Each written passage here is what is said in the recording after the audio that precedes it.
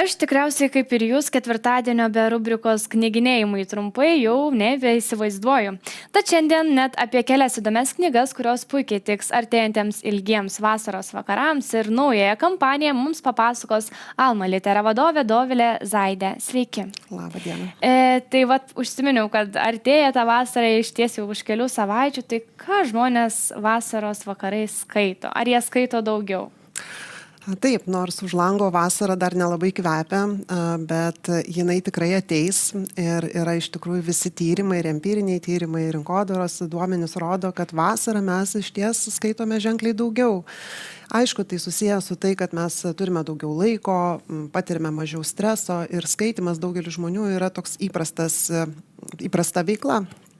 Ir net ir duomenys leidėjų ir knygų pardavėjų knygynuose rodo, kad vasarą knygų pardavimai iš ties susilaukia daugiau dėmesio, bet aišku, ten karaliauja lengvi romanai, grožinė literatūra, žmonės ieško tokios atpalaiduojančios atmosferos, žmonės, truputėlį įtampos, nes Lietuvoje mes iš ties mėgstame detektyvus ir trilerius, bet ir pačios atostogos, kai keliaujame, skraidome, ilsimės paplūdimy, tai yra tikrai ateina laikas, kai pasiemi knygą ir leidi protui biškį pailsėti nuo technologijų. Tai vasara šiandien jau startuoja kampanija Vasaros knygelionė su Makaliumi. Ar galit plačiau apie ją papasakoti?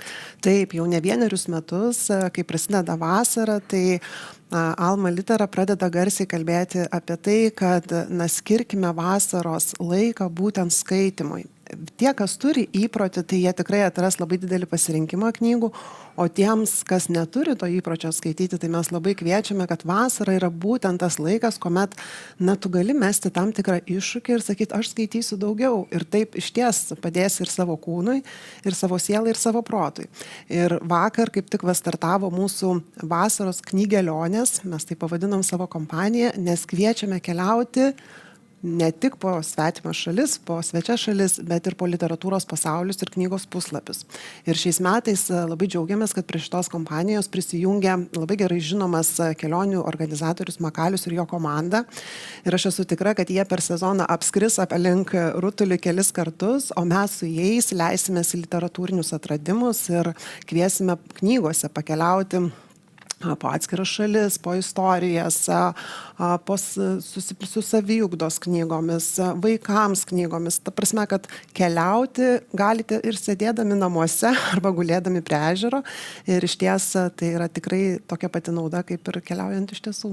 Tai gal mums pakeliauti vasarą padės ir jūsų dvi atsineštos knygos, kurias mes šiandien aptarsime. Taip, komanda sako, tu būtinai eik pristatyk dvi rekomenduojamas savo knygas, kurias aš ką tik neseniai perskaičiau.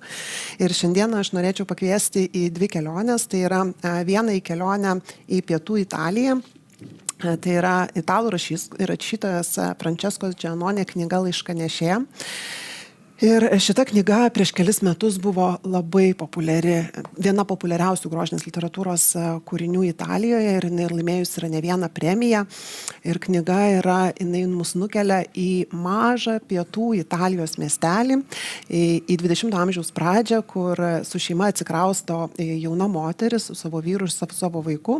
Ir labai greitai gyventojai mažo miestelio pietų Italijoje pastebi, kad šita moteris yra ne tokia kaip jie, jinai nesilaiko papročių, jinai neina į bažnyčią, jinai nesivaiko gandų kažkokių, jinai net sugalvoja, kad jinai nori dirbti ir įsidarbina miestelio Laiškanešė. Ir dirba ten 20 metų ir taip sujungia visą kaimelį. Iš ties tai yra istorinis meilės romanas. Tai yra ne vien tik apie stiprią moterį, apie moters teisės, bet ir yra meilės linija. Tai yra labai jautrus, labai gražiai parašytas kūrinys. Tai nėra labai sunki literatūra, bet tekstas yra toks gražus ir pagaulus, kad atrodo, kad jauti Italijos pietų karščio kvapą ir maisto skonį ir visus kitus kvapus. Tai yra romanas ne apie įtampą, tai romanas yra apie jausmą. Ir aš manau, kad būtent išsirinkau, aš jį perskaičiu visai neseniai, tai man buvo toksai nusikėlimas į šiltus kraštus. Tai aš tikrai labai rekomenduoju šitą knygą. Mes kadangi nežinom, kokia ta mūsų lietuviška vasara bus, tai bent skaitydami galėsim nusikelti ten, kur šilta. Su tokiu puikiu viršeliu. Taip. Ir antroji knyga gal šiek tiek sunkesnė, ji tokia apie motinos ir dukters santykį. Taip, antroji knyga tai yra jau moderni skandinavų literatūra, labai nedidelės apimties. Aš pati iš tą knygą įkritau vieną vakarą, brūkšnelis naktį. Ir tai yra Sara Gordon, tai yra Švedijos literatūros premijos laureatė ir jos knyga Viena naktis. Tai yra labai asmeniška, labai jautri, labai tokia atvira knyga, bet knyga yra parašyta kaip dienoraštis, tai yra laiškas mamos dukrai, kai motina eina ieškoti savo paauglės dukros, kurie negrįžta naktį namo. Ir visoje šitoje istorijoje yra įpinta begalinė meilė, begalinis atsidavimas, rūpestis, toks nerimastingumas, begalinis nuovargis. Ir kas vyksta dabar, yra atpasakojama, kaip prie to priėjo. Labai įdomu, kad romanas yra parašytas tik tai iš vienos perspektyvos ir kai skaitai, tai supranti, kad yra ir kiti veikėjai. Yra dukra, kuri nori tikriausiai išsilaisvinti kaip paauglė nuo mamos kontrolės, yra vyrai, yra kiti vaikai ir tu supranti, kad turbūt jų perspektyva šitos istorijos yra visai kitokia. Tai nėra labai sunki knyga, jinai yra tiesiog labai labai įtraukianti, labai labai asmeniška ir man labai patinka romanai, kurie leidžia skaityti tarp eilučių. Ir kai atrodo, kad tekstas išsilieja tavo kraujyje ir pasilieka tavo sapnuose. Tai aš apie tai yra šitas romanas. Tai labai labai visiems rekomenduoju. Tai gal jie verta perskaityti ir mamoms, ir dukroms, kažkaip padėtų tarpusavio? Taip. Tai yra standartinė situacija, mes visi turim tų situacijų su paaugliais, bet kaip išgyvena mamos perspektyvą, tai labai, labai įdomu, labai įtrauku. Ir sakau, pats didžiausias įtraukimas yra tai, kad tai yra parašyta laiško forma mamos dukrai. Tai todėl aš labai, labai, labai rekomenduoju ir šitą knygą tikrai perskaitysite skrisdami pirmin ir atgal labai greitai.